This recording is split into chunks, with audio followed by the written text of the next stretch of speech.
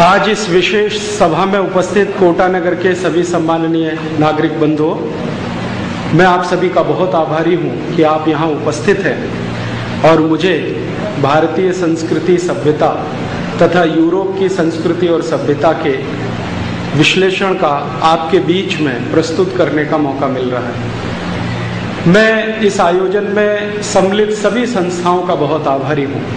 Rotary परिवार की सभी संस्थाओं का आभार व्यक्त करता हूँ। लॉयंस परिवार की सभी संस्थाओं का आभार व्यक्त करता हूँ। कोटा जूनियर चैम्बर परिवार की सभी संस्थाओं का आभारी हूँ। भारत विकास परिषद की सभी संस्थाओं का आभारी हूँ, जिनके संयुक्त प्रयासों से ये संभव हुआ है। मैं पहले भी कई बार कोटा आ चुका हूँ और आप में से कई नागरिकों ने मेरे व्याख्यान को सुना होगा। आज एक विशेष व्याख्यान के लिए आपके बीच में आया हूँ। भारत देश की आज़ादी को 60वां वर्ष शुरू हो गया है। हमारे देश में परंपरा और मान्यता के अनुसार षष्ठी पूर्ति हुआ करती है। जब किसी परिवार में किसी नागरिक की उम्र 60 वर्ष हो जाती है तो उसकी षष्ठी पूर्ति का कार्यक्रम होता है। मैं भी ऐसा ही मानता हूं कि अपने देश की आज़ादी की षष्ठी पूर्ति मनाई जाए, लेकिन ये एक विशेष तरीके से। वो विशेष तरीका क्या या विशेष बात क्या? हमारा देश जिस आज़ादी के 60वें साल में प्रवेश कर रहा है, उस आज़ादी के सबसे बड़ा कारण था हमारी गुलामी। उस गुलामी की कुछ मान्यताएं, उनका विश्लेषण हम करें इस आज़ादी के 60वें साल में। ऐसी दृष्टि से मैं आपसे कुछ संवाद करना चाहता हूँ। हम सब जानते हैं कि काफ़ी लंबे समय तक हम अंग्रेज़ों के गुलाम रहे। अंग्रेज़ों के पहले काफ़ी दिनों तक हम फ्रांसीसियों के, पुर्तगालियों के गुलाम रहे और उसके पूर्व कुछ समय तक भारत के कई इलाकों में मुगल साम्राज्य भी रहा। इस गुलामी के दौर ने हमें हमारी संस्कृति और सभ्यता से काफ़ी कुछ दूर कर दिया। एक बहुत बड़े भारत के इतिहासकार हैं जिनका नाम है श्री धर्मपाल, संयोग से वो मेरे गुरु भी हैं। वो बार बार एक गहरी बात हम सभी को कहते हैं। वो ये कहते हैं कि जिस देश की आज़ादी चली जाती है उस देश का सब कुछ चला जाता है। जिस देश की स्वतंत्रता चली जाती है उस देश का सब कुछ चला जाता है। अगर हमारी आज़ादी चली गई तो हमारा बहुत कुछ चला गया। ये हमें दिखाई देता है, दस्तावेजों में पढ़ाई देता है। जिस देश की आज़ादी चली जाए उसकी सभ्यता, उसकी संस्कृति, उसकी परंपरा, उसकी मान्यता, उसका रहन सहन, उसका खान पान, उसका जीवन जीने की शैली, उसका आचार विचार, ये सब चला जाता है। गुलामी का सबसे बड़ा अभिशाप होता है अपनी हर चीज से वंचित हो जाना। दुर्भाग्य से भारत दुनिया में अकेला ऐसा देश है जिसकी गुलामी बहुत लंबे समय तक चली है। अलग अलग समय पर अलग अलग देश गुलाम हुए, लेकिन उनकी गुलामी लंबी नहीं रही। कोई देश 50 वर्ष में आज़ाद हो गया, कोई 60-70 वर्ष में आज़ाद हो गया, ज़्यादा से ज़्यादा कोई 100 वर्षों में आज़ाद हो गया। लेकिन भारत अकेला ऐसा देश है जिसको आज़ाद होने में सैकड़ों वर्ष लगे। अब गुलामी लंबी चली तो हमारी सभ्यता और संस्कृति से हमारा वंचन भी बहुत लंबा चला। भूल गए हम हमारी सभ्यता और संस्कृति को। और दुर्भाग्य दूसरा हमारा ये हुआ कि जिन देशों ने हमको गुलाम बनाया, जिन जातियों ने हमको गुलाम बनाया, उन जातियों की, उन देशों की बहुत सारी अपसंस्कृति और असभ्यता को हमने अपने जीवन में स्वीकार कर लिया। कई बार तो हम ये तय नहीं कर पाते हैं कि हम अपने जीवन में जो कर रहे हैं वो भारतीय है या अभारतीय है, भारतीय है या विदेशी है, वो करने लायक है या छोड़ने लायक है। कई बार हम ये तय नहीं कर पाते। कारण क्या है? हमारे मन में और हमारे मस्तिष्क में स्पष्टता बहुत कम हो गई है अपने बारे में, दूसरों के बारे में। इससे भी ज्यादा दुर्भाग्य इस देश का ये रहा कि हमने बाहर की जो सभ्यता और संस्कृति है जिसने हमें लंबे समय तक गुलाम बनाया, विदेशी सभ्यता अगर हम उसको माने, तो उसकी बहुत सारी बातों को हमने मन और मस्तिष्क को बिना उपयोग में लाए हुए चुपचाप स्वीकार कर लिया। हमने कभी यूरोप की सभ्यता और संस्कृति से आने वाले जो तत्व थे, जो विचार थे, उनका कभी विश्लेषण नहीं किया। यूरोप से आए हुए जो शासक लोग थे, उन्होंने अपने बारे में जो कुछ कह दिया हमने उसी को अंतिम सत्य मान लिया।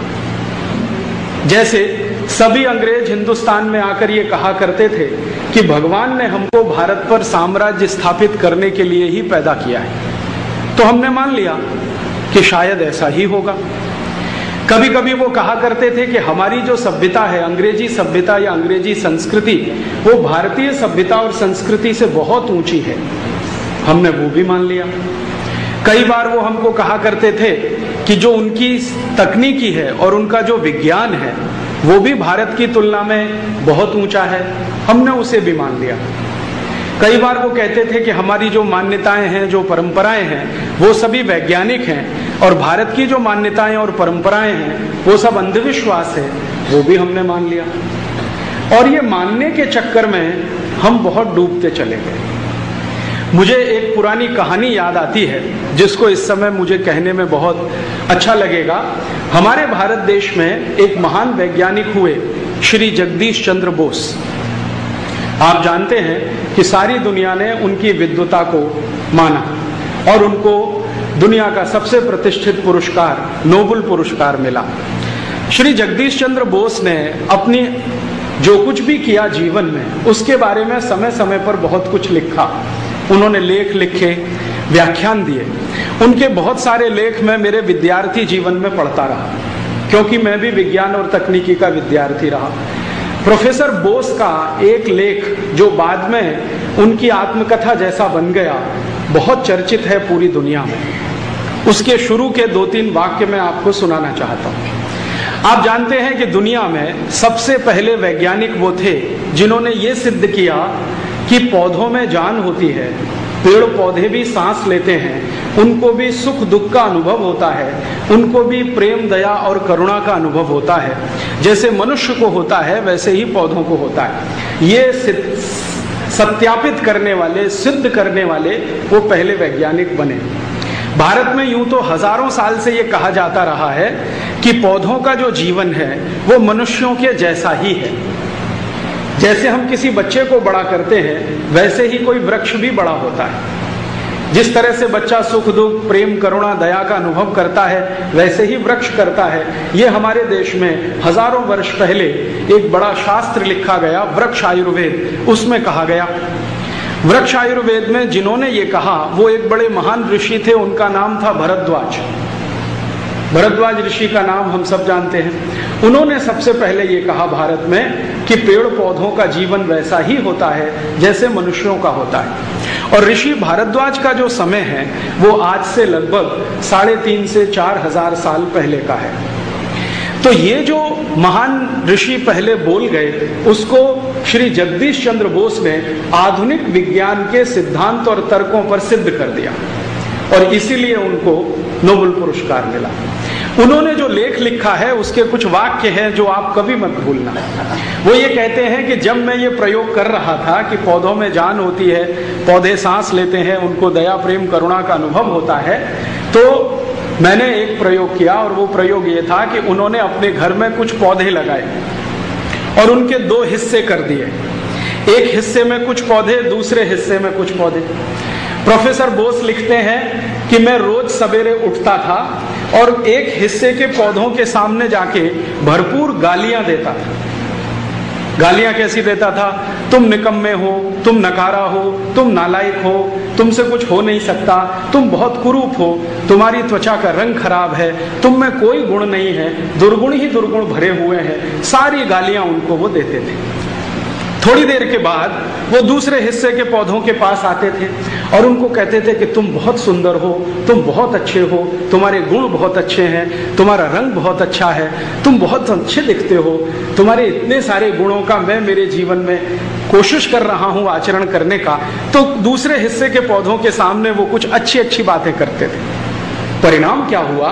खुद प्रोफेसर बोस कहते हैं कि थोड़े दिन के बाद उन्होंने देखना शुरू किया कि जिन पौधों को वो गालियां देते थे वो मुरझाते चले गए, खत्म होते चले गए और थोड़े दिन के बाद पूरे सूख गए। और जिन पौधों को उन्होंने बखान किया था उनके गुणों का, सद्गुणों का और अच्छा बोला था, वो पौधे हरे भरे रहे और बहुत तेजी से उनका विकास हुआ। प्रोफेसर बोस ने यह समझाया कि अगर पौधों के सामने हम उनके अवगुणों की चर्चा करें और हर समय उनको निकम्मा, नालायक और बेकार सिद्ध करें तो वो भी मुरझा जाते हैं। मैंने प्रोफेसर बोस की इस बात को आज के व्याख्यान का आधार बनाया है। अंग्रेजों ने 200-250 साल हमारे साथ यही किया। तुम नालायक हो, निकम्मे हो, नकारा हो, तुम्हारी त्वचा काली है, तुम्हारे गुण खराब हैं, तुमको सभ्यता नहीं आती, तुमको संस्कृति नहीं आती। हम गोरे हैं, बहुत अच्छे हैं, सभ्यता हमारे पास है, संस्कृति हमारे पास है, सद्गुण हमारे पास हैं, हम भगवान के दूत हैं, भगवान ने सीधे हमको भारत पर राज्य स्थापित करने के लिए भेजा है। ये वो हमको 250 साल कहते रहे। जो प्रोफेसर बोस के पौधे कुछ महीने ही गालियां सुनने के बाद मुरझा गए, तो भारतवासी तो 250 साल ये गालियां सुनते रहे। उनका क्या हुआ होगा, जरा कल्पना करिए, क्या हुआ होगा। वो तो बिल्कुल आत्महीनता की स्थिति में आ गए। उन्होंने तो ये मानना ही बंद कर दिया कि हमारे देश में कुछ अच्छा भी है, हमारी सभ्यता में, संस्कृति में कुछ बेहतर भी है, हमारे पास कुछ सद्गुण भी हैं। ये मानना ही हमने बंद कर दिया। और ये गिरावट और आत्महीनता इतनी इतनी इतनी नीचे गिर गई कि हमारे देश का जो शासक वर्ग है उसके अंदर कूट कूट कर भर गई। और समय समय पर हमारे देश के शासक वर्ग ने बार बार हमको ये याद दिलाया कि देखो, अंग्रेज बहुत अच्छे थे जो हमको शिक्षा दे गए, अंग्रेज बहुत अच्छे थे जो हमको टेक्नोलॉजी दे गए, अंग्रेज बहुत अच्छे थे जो हमको विज्ञान सिखा गए, अंग्रेज बहुत अच्छे थे जो हमको सभ्यता सिखा गए। और ये शासक वर्ग हमारा पिछले 59 साल से यही गा रहा है। अब वो ये कहते हैं कि चूंकि अंग्रेज बहुत अच्छे थे, सभ्यता अच्छी थी, संस्कृति अच्छी थी, तो उनके यहां से जो कुछ भी आएगा वो सब अच्छा होगा। तो हमने क्या किया, आजादी के बाद अंग्रेजी न्याय पद्धति को अपना बना लिया, आजादी के बाद अंग्रेजी शिक्षा पद्धति को अपना बना लिया, आजादी के बाद अंग्रेजी विज्ञान और तकनीकी को अपना बना लिया, आजादी के बाद अंग्रेजी मान्यताओं को अपना बना लिया, आजादी के बाद अंग्रेजी भाषा को अपनी मातृभाषा जैसा बना लिया, आजादी के बाद अंग्रेजों का खान पान हमने अपना लिया, आजादी के बाद उनका पहनावा, उनकी भूषा हमने ओढ़ ली, आजादी के बाद ऐसी कोई चीज बची नहीं हमारे पास जिसको हम कहें कि ये अपना है। अब मुश्किल क्या हुई कि हमने ये बिना सोचे समझे हमारे शासक वर्ग के कहने पर अपना तो लिया, लेकिन अंदर से जो हमारा दिल है, जो हमारी आत्मा है, उसकी जड़ें कहीं थोड़ी बहुत भारतीय संस्कार में डूबी हुई हैं, तो हमारी खिचड़ी बन गई। और उस खिचड़ी में रोज रोज जीवन में मैं देखता हूं, ना तो हम भारतीय रह पाए, ना पूरी तरह से अंग्रेज बन पाए। बहुत अच्छा होता कि हम सब पूरी तरह से अंग्रेज बन जाते, तो शायद इस देश का कुछ भला तो हो ही जाता। या बहुत अच्छा होता हम पूरी तरह से भारतीय हो जाते, तो और भी भला होता। अब हम ना अंग्रेज हैं ना भारतीय हैं, हमारी खिचड़ी हो गई है, हमारा कचूमर बन गया है, हमारा सलाद बन गया है, या मिक्स्ड वेजिटेबल हो गया है, या मिक्स्ड फ्रूट हो गया है, जो कुछ आप कहें, ये हमारे जीवन में आया। मैंने पिछले कुछ 10-12 साल लगाए अपने जीवन के इन बातों को खोजने के लिए कि आखिर अंग्रेजों ने ये जो कहा अपनी सभ्यता और संस्कृति के बारे में, इसका सत्य पता करो।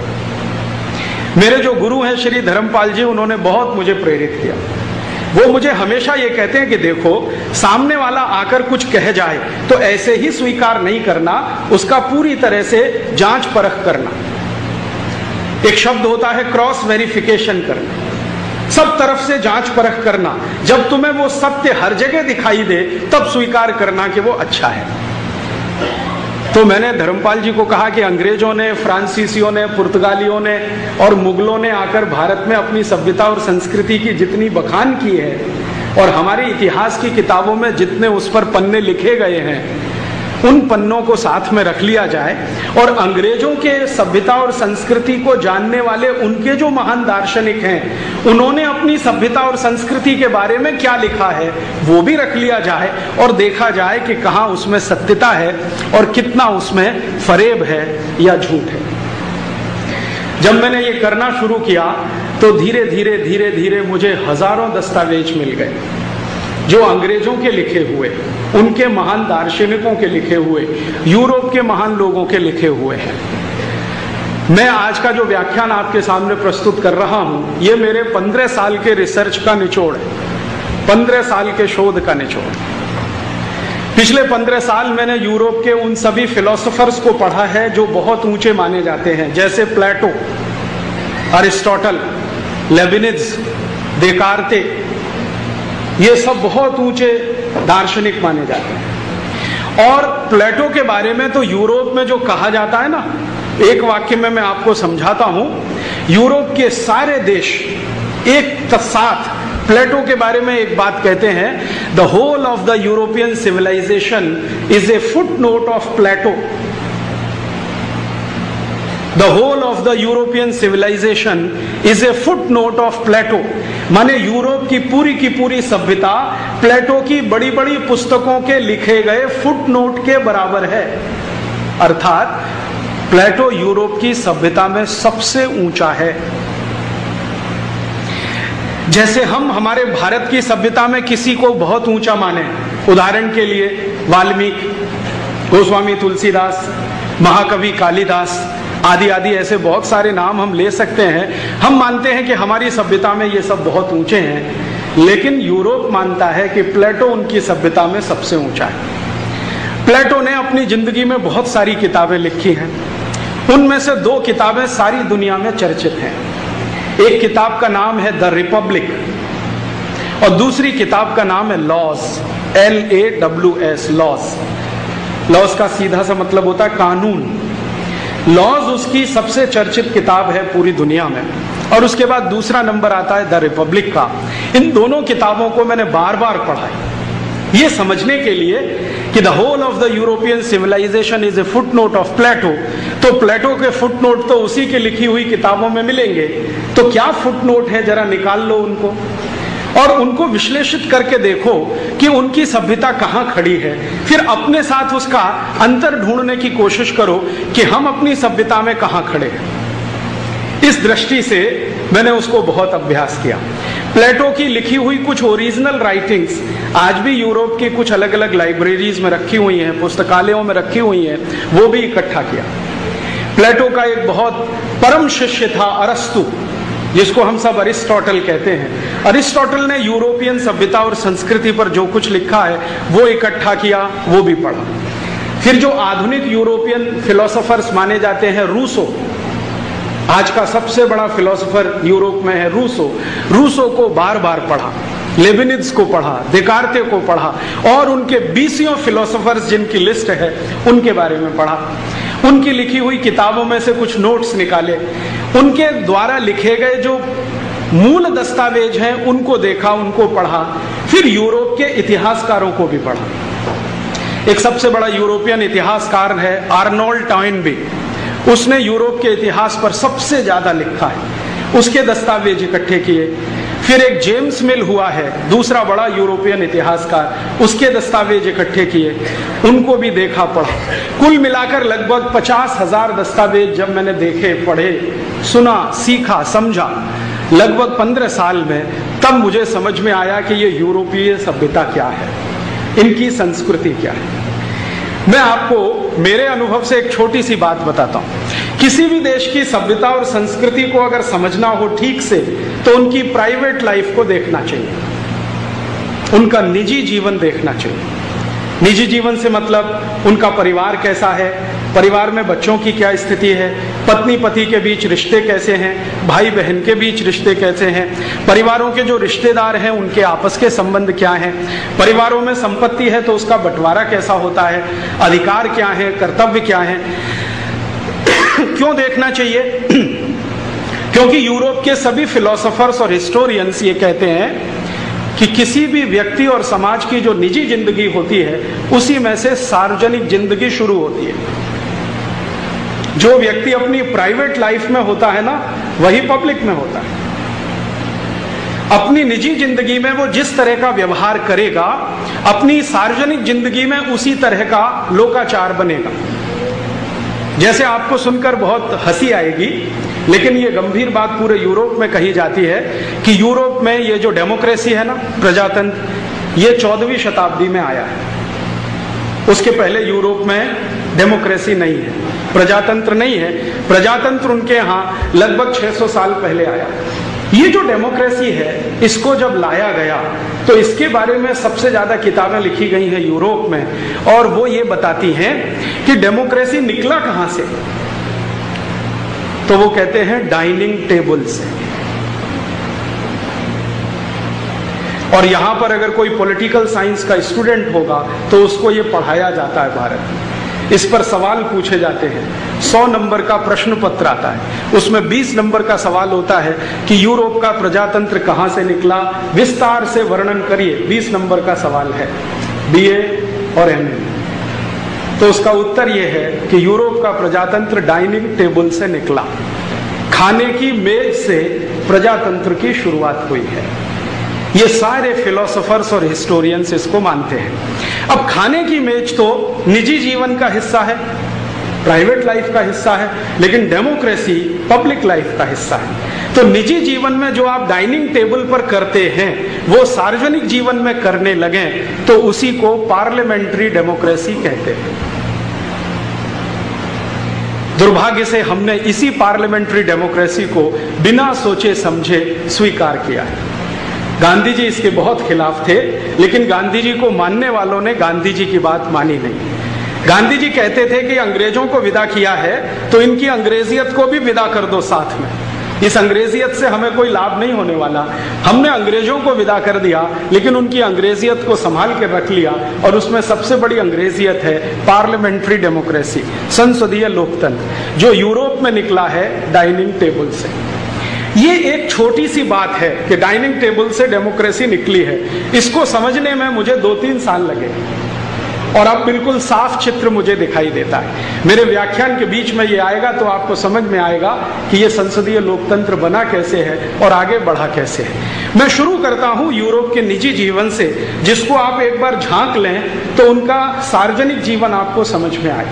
यूरोप के निजी जीवन में शुरू करूं उसके पहले यूरोप की थोड़ा भौगोलिक परिस्थिति के बारे में 2 मिनट आपको बता दूं।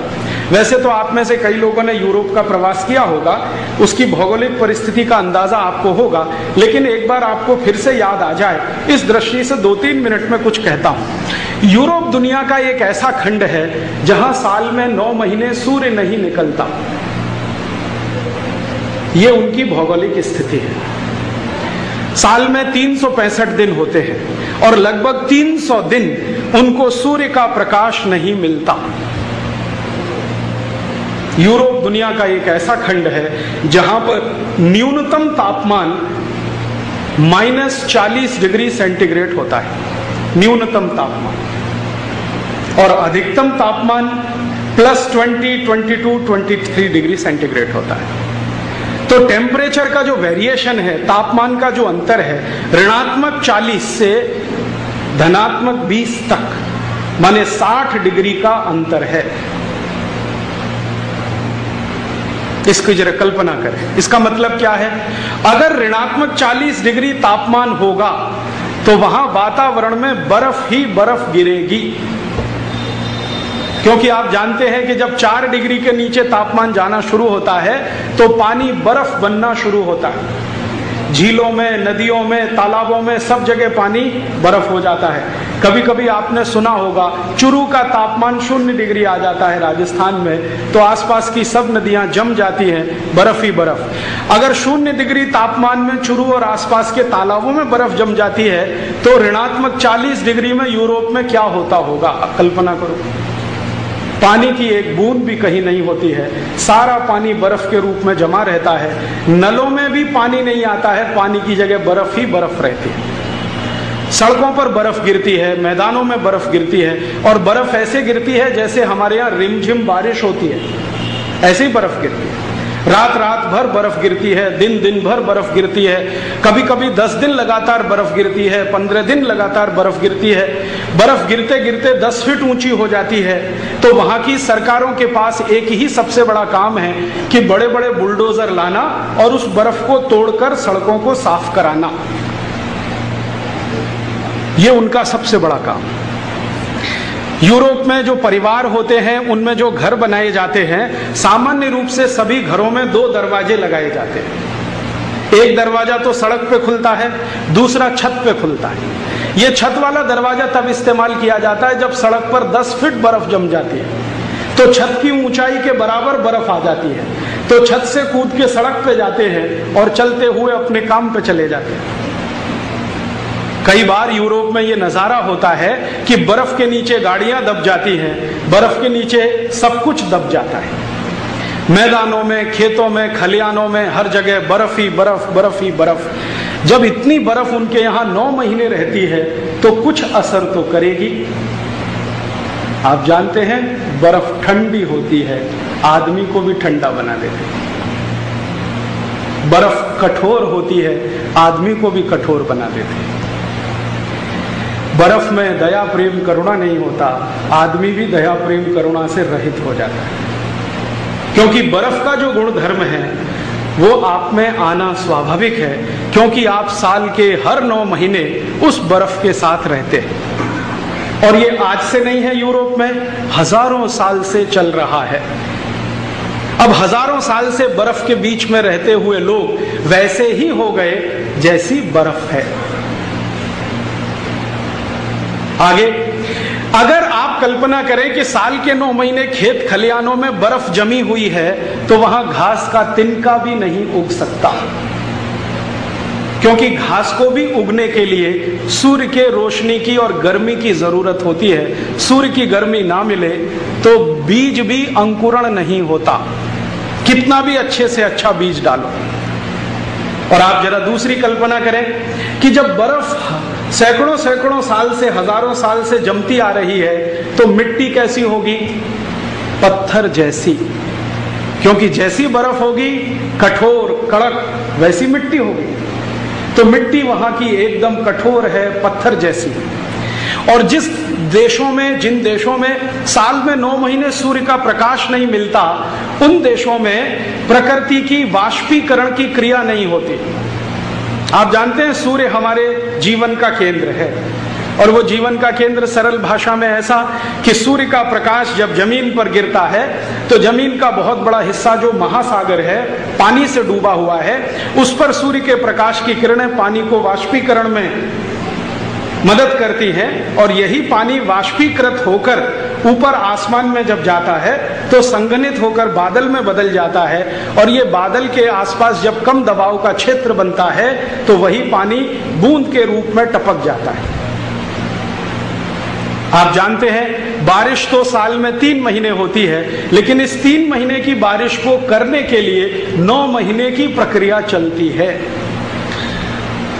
बच्चे का जन्म तो एक ही दिन में, कुछ सेकंड में हो जाता है, लेकिन उसको गर्भ में बड़ा करने की प्रक्रिया पूरे 9 महीने चलती है। ऐसे ही प्रकृति है। तो अब 9 महीने की वाष्पीकरण की प्रक्रिया चलेगी तो बारिश होगी। बारिश होगी तो पीने का पानी हमको मिलेगा, पेड़ पौधों को मिलेगा। और अगर वाष्पीकरण की क्रिया ही नहीं होगी तो बारिश कहाँ से होगी?